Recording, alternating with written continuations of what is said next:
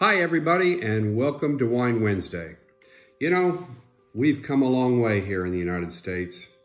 You know, for those of you who've been around a while, meaning you've been drinking wine for a while, some of this won't be a surprise.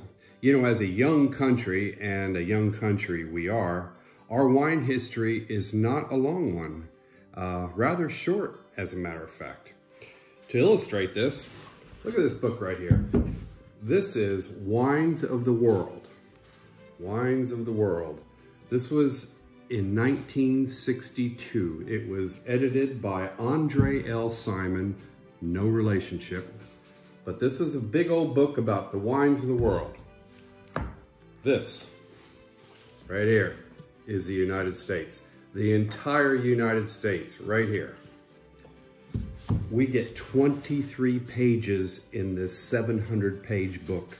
Portugal, for goodness sake, it's 96 pages. We get 23.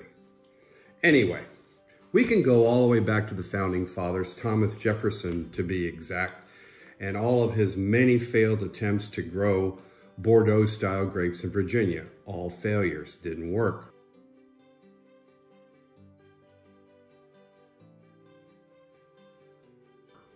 And while there were some places in the United States of that time, making sparkling wines and muscadine grapes and muscadine wines, it wasn't until the gold rush of 1849, you know, the old 49ers, when many Italian and German immigrants risked life and limb to get to California to strike gold. And of course, that didn't happen for the vast majority of the folks.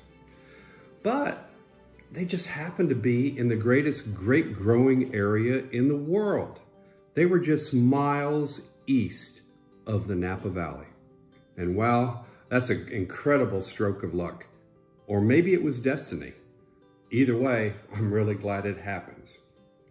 It's really, you know, a big deal for us to be able to say that Napa Valley is part of the United States with regard to the good grape juice we get to drink from there. Let's now jump to the early 20th century. We're just going to skip over the rest of the 19th century. And jug wines were coming out of California. Jug wines meaning that easy to drink, just sit around and drink it kind of wine. And they were making quite a bit of it, and it was being produced for household use. But then World War I happened. You know, not much goes on during World War. You gotta win the war. So World War I ends, and then, oh no, the 18th Amendment to the Constitution happens. What is the 18th Amendment, you might say? Prohibition. 1920, right after World War I, Prohibition happens, and that pretty much shut down the wine industry in California, with some small exceptions, you know, for making wine for church purposes and medicinal purposes and all that kind of stuff.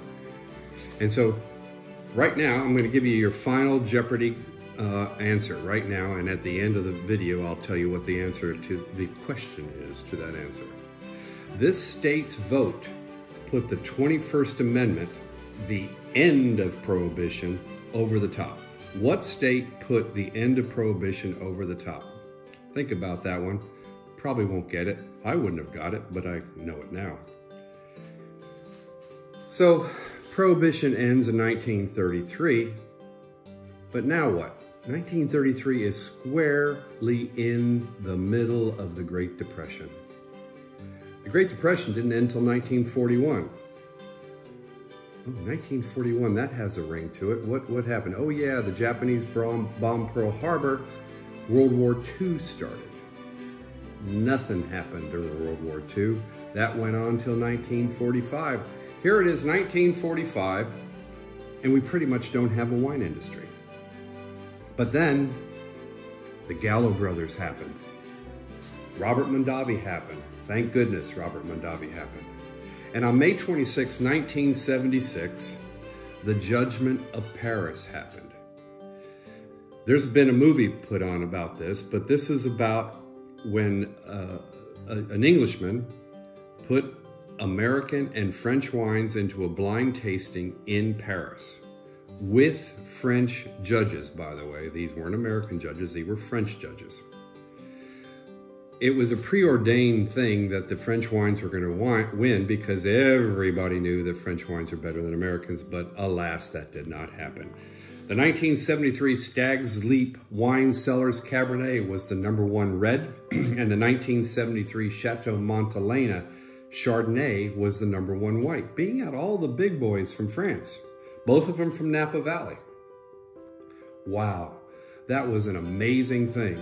But there was still some skepticism because they still believed that their French was better, and it was better because the American wines wouldn't last. So in 1986, 10 years later, the same gentleman put together the red wine tasting, again, where he took the same exact wines, the same vintages from 1973, and tasted them against the same vintages from France. Well, guess what?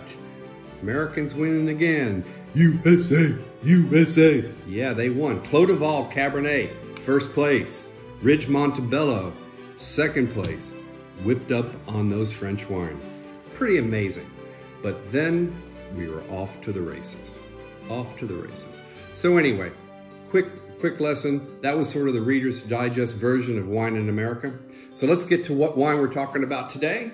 And the wine we're talking about today is the 2016 Chappellet Mountain Cuvée. This is a double blend. This is a Napa Sonoma blend, and it's also a blend of 5 different grapes. It's 51% Cab, 24% Merlot, and the rest is Malbec, Petit Verdot, and Cab Franc. So it is a Meritage wine.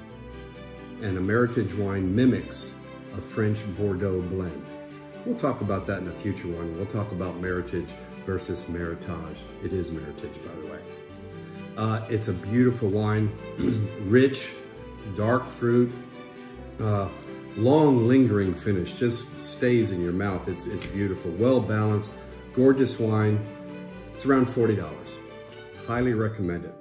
So until next week, everybody, cheers. So how much money did you all bet on whether you'd get the answer right on Final Jeopardy? The answer to the Final Jeopardy question is Utah. Utah, think about that. Not a lot of crazy wine and beer and liquor drinking parties going on in Utah, but they were the one to put it over the top. So for those of you who got it right, congratulations, have another glass of wine.